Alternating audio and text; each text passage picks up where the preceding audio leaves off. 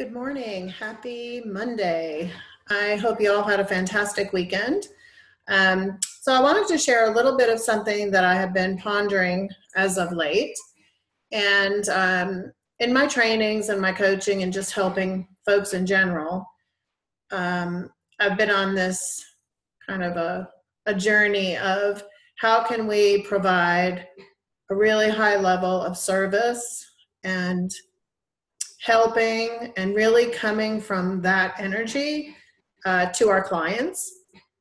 And as I've been going through different trainings that I've been doing, and many of you know that I teach a lot of momentum, I'm starting to realize the power of asking good questions and slowing down the process and really, coming from that desire to help people where they are in the process of their need to buy or sell. So I started doing a little bit of research and I found it to be really interesting. I was listening to a podcast and the gentleman was talking about how we are most curious when we're age 4, and that we will ask when we're 4 years old, we'll ask upwards of 400 questions a day to our parents, which I just thought was so cool. And then what happens is when we turn 5, we go to kindergarten. And at that moment of going into school, we're pretty much told that we have to raise our hand if we want to ask a question. So we are immediately stifled from staying curious. And we kind of understand why, because if you have everybody trying to ask a million questions at one time, it becomes, unruly and a little bit difficult to manage. But it's interesting how that happens. And then over time, like in maybe the 2nd or 3rd grade, you might raise your hand really excitedly, but you still have to raise your hand. And then as you start to get older, you just decide not to ask the questions. So especially as you get into like high school, you then become almost embarrassed about asking a question or asking a wrong question, or, we know the cliches, there's no stupid question, but why do we have to even say that? Like, why do we even have to say there's no stupid question? And it's become just the way the patterns, it's the way our society is, it's the way we're, taught to limit really our curiosity. And so I found it really interesting, the journey of what we go through that stifles that curiosity. And one thing about the momentum training that I absolutely love, I have to give a shout out to David Scott, because it's something that I always try to bring into no matter which class I'm teaching, is stay in curiosity. Always stay in curiosity. And many of you know I always talk about the 4 agreements, and the same thing with the 4 agreements. We shouldn't make any assumptions and we shouldn't take anything personally. So when you kind of couple all those things, it can really help you redirect your questioning.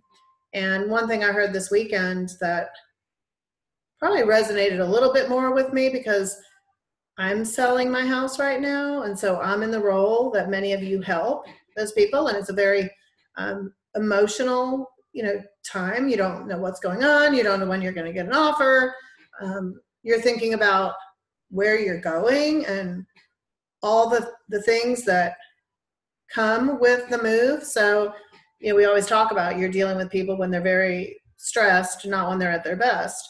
And so I've kind of turned into that role right now. So it's fun. But it also brings it back to your service.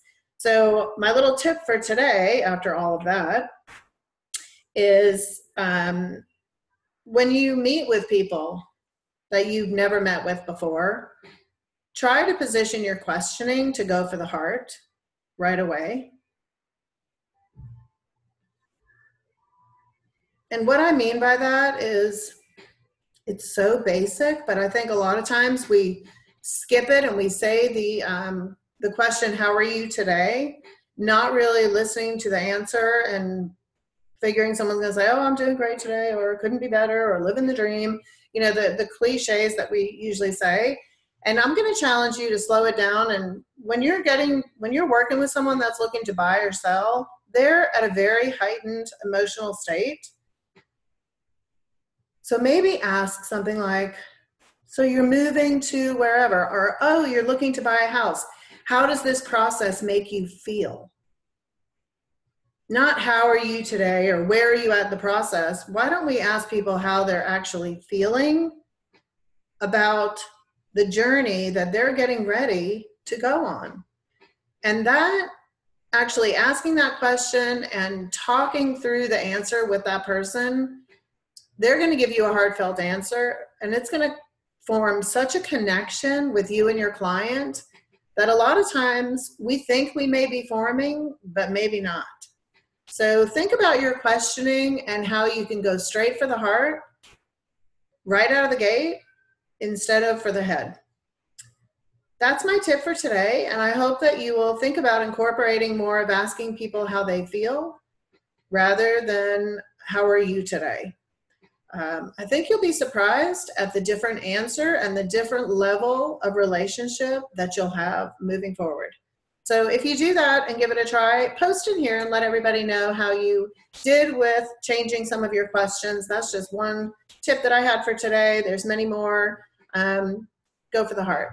I think it'll help your business. Have a great Monday and make it a glad I did instead of a wish I had week.